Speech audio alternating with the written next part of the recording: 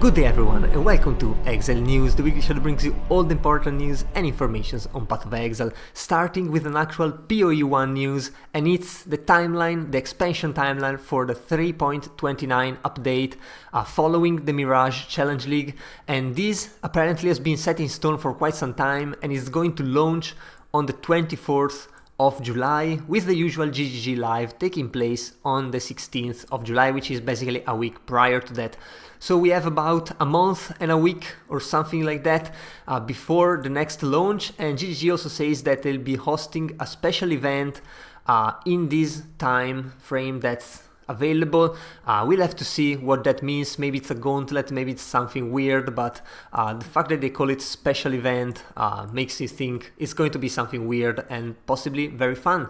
The current Challenge League, the Mirage Challenge League, is going to end on the 20th of July, which makes it for about a month to complete your challenges, to actually complete all your projects and move on. I do recommend, honestly, taking a little bit of a break, whether you've been playing PoE1 or PoE2, before the next league to recharge your batteries. Still, we also got the interview that was delayed last week between Jonathan, Mark, and community streamer Zizran. Now, this interview should have been about an hour long. Now, it's been 2 hours and it's actually very, very interesting. As always, you can see how GGG thinks, how they try to design things with what in mind, what do they think about, actually how do they play the game, especially Mark, who's a top player. He's always been a top player ever since PoE1 has started, so that is really interesting. Also, there's a very nice sketch, totally improvised, about the temple that needed some nerfs, and they found out mid-interview, and it was very, very funny to see. Still, if you're playing the game, I do recommend just putting this in the background. You can also just watch it, honestly, just full attention on this. It's that interesting. We also got some music, of course, coming from Camille and from Michael James Collier. Now, you can just head over to their YouTube channels or open the spoilers here for both of them and just listen to those. If you're into background music for games or any other kind of instrumental music, this is definitely for you and absolutely recommended.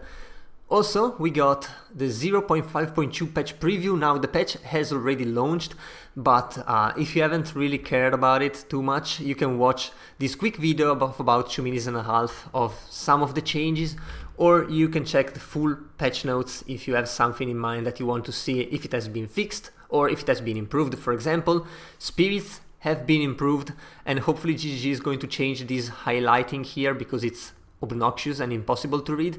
But anyway, spirits improvement, delirium improvements, especially in the survivability department, while also more improvements are going to come in the next patch, and some runes of Allure changes, for example, improving the rewards at higher tier maps.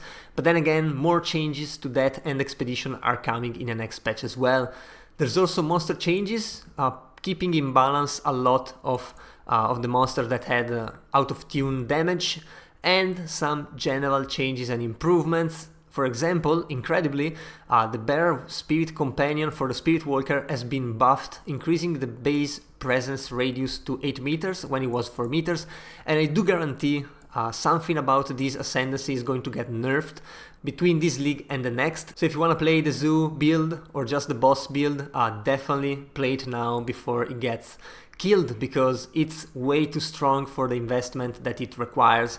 It's not the strongest probably, but considering that it does not require any investment whatsoever, it is definitely way too strong. And also there's a lot of bug fixes, which is always really, really nice. So yeah, that's about it for the patch, and yeah, the game is going great. The end game changes are absolutely amazing, maybe a bit too long with all of the differences between the Atlas passive skill tree and the specific league's skill tree, but this is something that's definitely going to change in the future. It's going to evolve, just like how it happened in PoE1 throughout the years. So the important thing is that right now it is actually really, really fine to do the end game.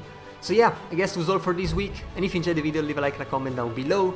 Also, if you want to remain updated every week, be sure to subscribe to my channel. So that was all, I've been your host Giorgio, and I'll see you guys the next time.